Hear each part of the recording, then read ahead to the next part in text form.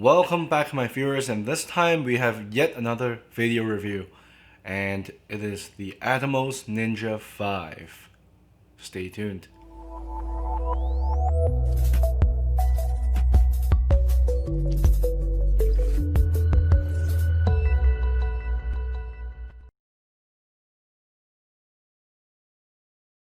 Alright, so just before we begin, let's subscribe to my channel. And I always post video reviews of products, microphones, like tech products such as headphones, camera reviews, lens reviews, and also accessories. So make sure to not miss a video by subscribing to my channel. And also just hit the bell icon so you get a notification whenever I post a video. Alright, so the ATOMOS Ninja V is a recorder that supports HDR video, 10-bit 422 color, or even sometimes in some mirrorless cameras you can shoot RAW, 12-bit RAWs on their recorders. In terms of color grading capabilities, I think the video quality coming out of the ATOMOS recorder is phenomenal. You get 422 colors, no matter what camera you're using. Either it's 8-bit or 10-bit or even 12-bit RAW.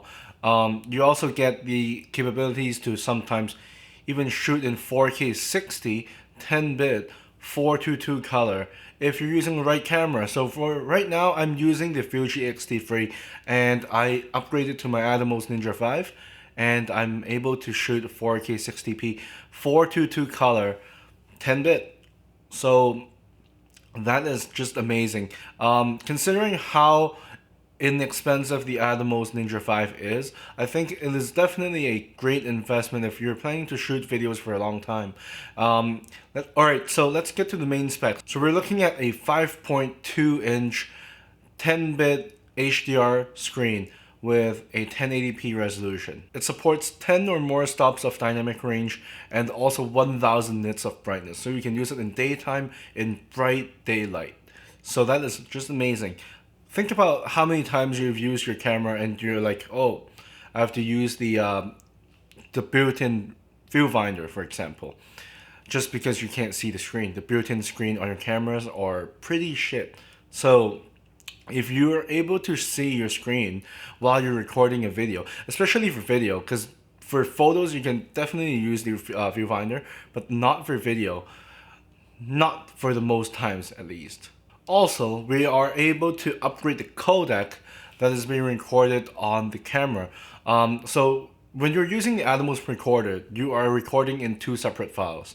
You're recording one to the SSD and one onto your SD card. So at the same time, you're getting a backup copy of the ATOMOS recorder footage, but except the one that is recorded to the SSD is the higher quality ProRes footage or even RAW footage. And the one that is being recorded to your SD card is the one you chose for your camera. So the default video codec chosen for your camera. I'm not gonna go into super detailed mode about the specs and stuff, but rather I'll talk about my user experiences on the ATOMOS Ninja V. First off, I think it is a lightweight monitor that also acts as a very high quality video recorder.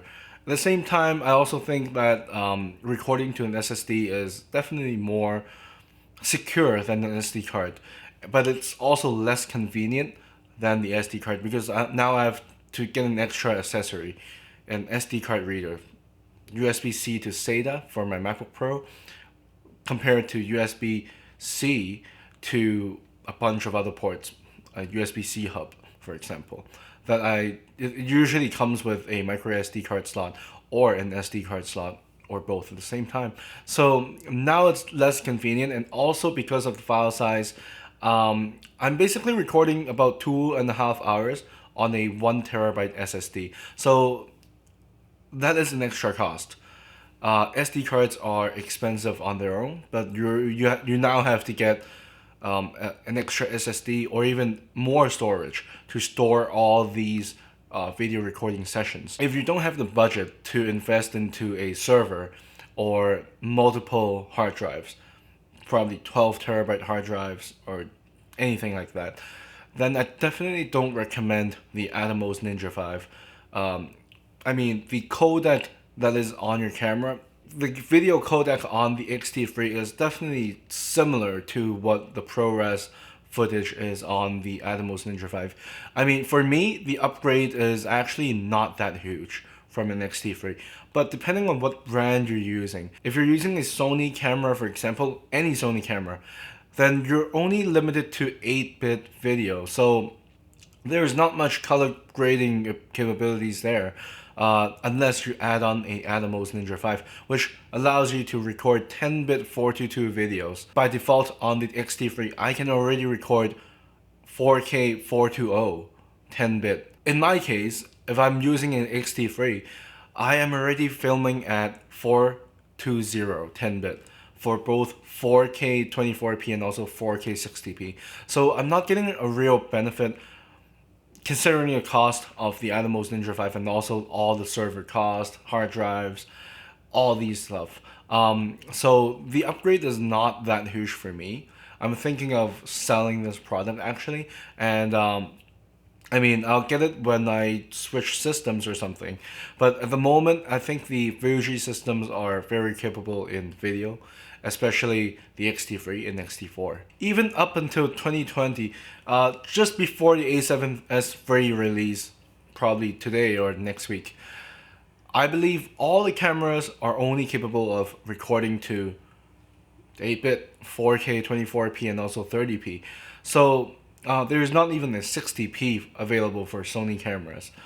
I think it's probably due to overheating issues, all sorts of technology issues that Sony might be encountering. Well, the only way for your Sony cameras to improve in video codec and video quality is to add on a external recorder, which is what the ATOMOS Ninja V is made for. Now, how about real day use? Now, there are a lot of extra accessories that you may need to get, especially for the ATOMOS Ninja V. You have to get an HDMI cable that is capable of recording 4K 60. So not all HDMI cables do that, especially not for mini HDMI ports. If you were to record from HDMI from your ATOMOS recorder and then plug it into your camera, that requires a mini HDMI. So that is an extra $70. And then you also might want to get a battery if you're not using it in the studio environment. If you are using it in a studio environment, then you actually have it in the box. You can plug it into your plug. There is a power adapter available for your ATOMOS Ninja V, and it is pretty high quality too. But if you're using it outside, for example, and you don't have any external battery, you have to get a separate Sony NPF battery so you can put it onto your ATOMOS for it to power on. That is an extra cost. Now you can't get that for from third party manufacturers for about $50. That is not a huge investment, but that is some extra cost. So to be real, if you were to buy an ATOMOS Ninja V, including all the accessories, you're looking at probably about $1,200 USD. Also, another thing to note is that if you were to get the Angelbird SSD, that is the only SSD that doesn't stick out from the ATOMOS Ninja V. If you were to get other SSDs, you get about 1/4 of the SSD sticking out, which is not too ideal, considering SSD can probably bend if you positioned it improperly. If you do go for other SSDs, there is a possibility if you lie it flat on the backside of the ATOMOS Ninja V, it might damage your SSD or even the SATA port. So that is one thing to note. You might probably want to get the Angelbird SSD. That is another cost, so you might want to look into other alternatives. If you can look into like for me, for example, I use the silicon something. The link is down below, but the SSD is flimsy. It's kind of thin. It's not a high quality SSD. I bought it for cheap. I just bought it to test the ATOMOS Ninja V, and that's basically it. Last thing I want to touch on is the ATOMOS Ninja V. Depending on what you're recording too. If you're recording a Reading, I probably don't recommend it too. Because of the workflow, because of the time it takes, the space it takes, and also like just the general workflow of this entire thing is more troublesome, I would say. There's more work put into it, more time to export the video, more time to import the videos just because of the size, and also just carrying an extra monitor on your camera is already an extra weight. And not to mention like all the batteries you need to bring, all the SSD storage, the mounts that you need to mount on your camera or on your gimbal. It doesn't matter. But this whole thing, all these cables, HDMI cables running everywhere, it's a mess. It's a mess. I wouldn't recommend that for a wedding. I would only recommend the ATOMOS Ninja V for like if you're shooting YouTube, if you're shooting mini films, if you're shooting, for example, commercials.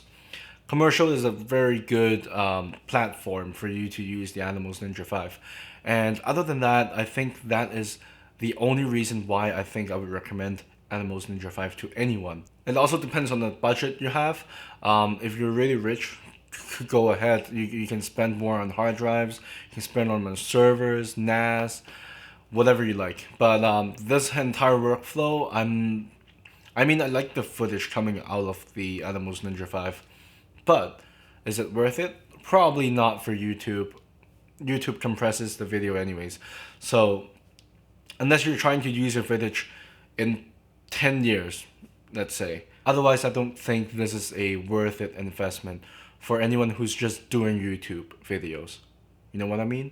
Okay, so this is it for ATOMOS Ninja V, and I'll see you guys next time. This is my opinion, and please subscribe to my channel, and I'll see you guys next time. Peace out.